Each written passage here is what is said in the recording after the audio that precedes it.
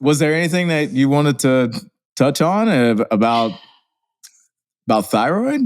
I think I would just leave with this is that, again, hormone stuff is so slow to change. And so if you are in that position where you're just like, holy hell, I feel terrible. I did just get lab work. It validated how I feel. My labs say I'm a walking trash can right now. You got to be in it for the long haul, and you got to be prepared for a lot of days of showing up and doing the things you need to do, and maybe not necessarily seeing those fruits of your labor. Like it truly, if I circle back to like the 2017, 18, 19, even I would venture to say 2020, it's like, I feel like the tail end of 2020 is when things finally started to turn around for me. But it was just like, I just had such a colorful past of under eating, under recovering, doing the most. So just understand, it's like once you've kind of identified the habits or the things that maybe got you into the position you are in, it's gonna take a while. And like I said, just showing up on all the days. Like you got to sign up for the good days, the bad days, and all the days. Yeah, no, I can't even count like how many people that I've had that I've worked with that have had hypothyroidism, like Hashimoto's. Mostly women. So yeah, I mean, a good chunk of people have it, super common. But yeah, you got to work on the basic stuff. You got to be in a really good place to diet prior to, and because otherwise, like, yeah, it's going to be a struggle, and it still may be more challenging, but it will be more so if you do not have the good habits in place.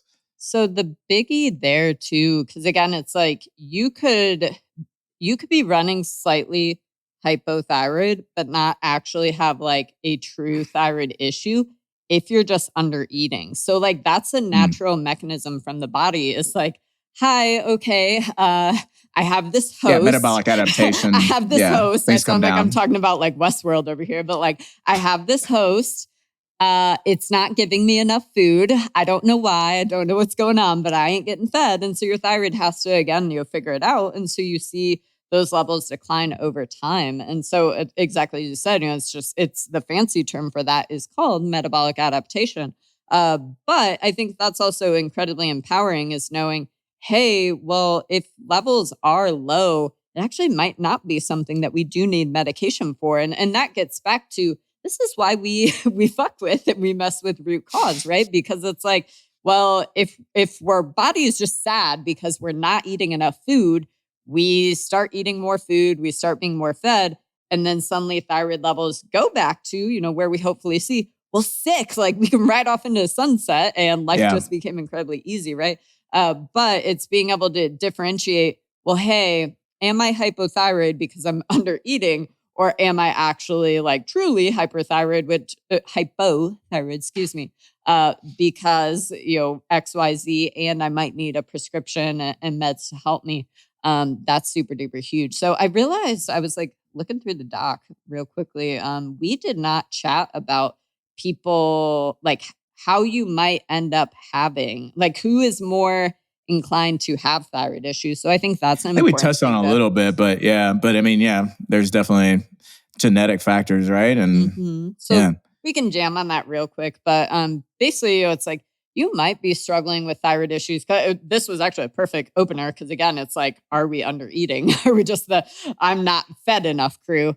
But if somebody in your family, if it's a genetic thing, you can see that. So again, if your mom, immediate family, anything like that, we could just have nutrient deficiencies from a not so great diet. So kind of back to we were talking about eating lots of processed foods. We're not getting tons of fruits and veggies, not getting tons of protein. It's like different things that factor into your thyroid can be vitamin A, vitamin D, B vitamins, magnesium, zinc, iodine, selenium, copper, like all the things. Like I'm still not hitting all of them, but there's a lot of things. And so that's also what can happen is if we're dieting chronically, well, then we're eating less food. So we're getting less nutrients from our food. And so like, that's where that spiral can also happen. Like the chronic under eating thing is such a big factor in all of this.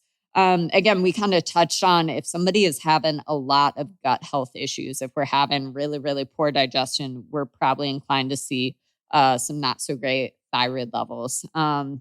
If we are somebody that we are afraid of eating healthy fats. And again, it's like I just made, I think it was actually, just a few days ago, I did a post that it was like hormones, handshake emoji, and, healthy fats. But truly, it's like your body needs cholesterol. It needs healthy fats to make the hormones. So same thing. It's like, well, if your sex hormones are not so great, well, guess what? Your thyroid is also probably not so great. So one of the easiest things you can do is, are we eating, again, I'm going to sound like a broken record and I don't care. Are we eating sources of healthy fats regularly in terms of avocado, salmon, whole eggs, olive oil? Are we getting nuts and seeds, high quality meats and stuff like that are a little bit on the fattier side? Like get you some, get up in there.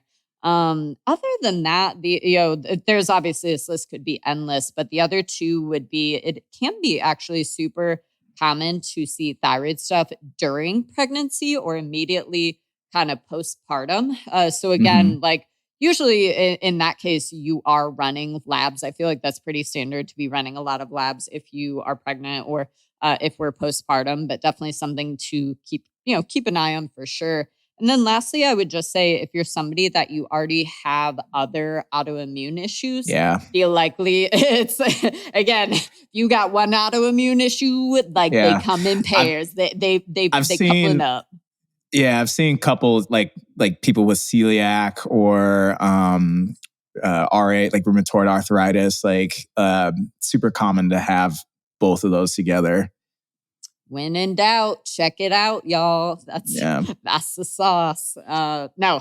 This was such a good podcast. So I'm like, I could go run right now. Granted, obviously that would not go well. You would probably die. I'm over here scooting around my chair. You need to go rest yourself.